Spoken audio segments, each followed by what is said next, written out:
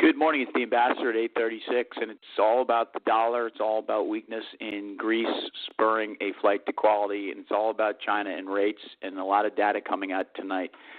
So markets are nervous. We're in the middle of U.S. earnings season, and we've had mixed results, really. You know, the IBM numbers last night were fantastic. The banks are mixed and certainly are showing the inability to maintain the profitability they had in the last couple of quarters. But most notably, data out tonight, GDP, a number of the other key measures of the economy, also key measures of inflation. We know China continues to tighten a bit.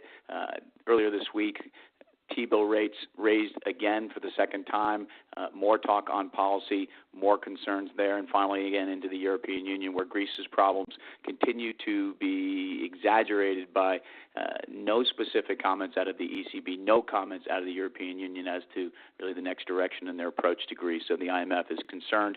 That's creating a flight to the dollar. That's an extraordinary move. The Dixie, the dollar index, is up 71 basis points, heading very close to a 200 moving day average that we have not been through in the dollar since all the way back in August of 2008. So again, breaking on the upside on the 200-day really is more indicative of systemic problems in the market, and that's what we may be going through with what's happening in Greece and the euro. The euro is through the 200-day, is through some very key levels against the dollar, and people are watching that very closely. Overnight in China, the market was hit by concerns on the near-term direction of policy and rates, down 2.93%. It's been a choppy ride over the last week or so for China this year. Rest of Asia pretty well contained. India down 7 bips, Malaysia up 48, South Korea up 24 basis points, Taiwan down 34.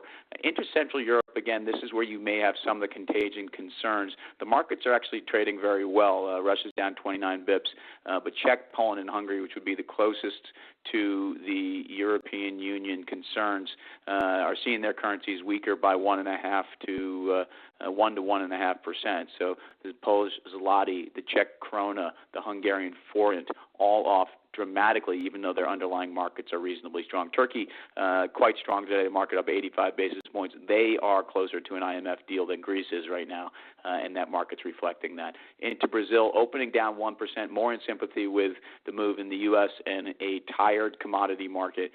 Chile down 39 basis points. In Brazil, again, the currency weaker. That's a theme all day. And finally, in South Africa, down 41 bips in the market.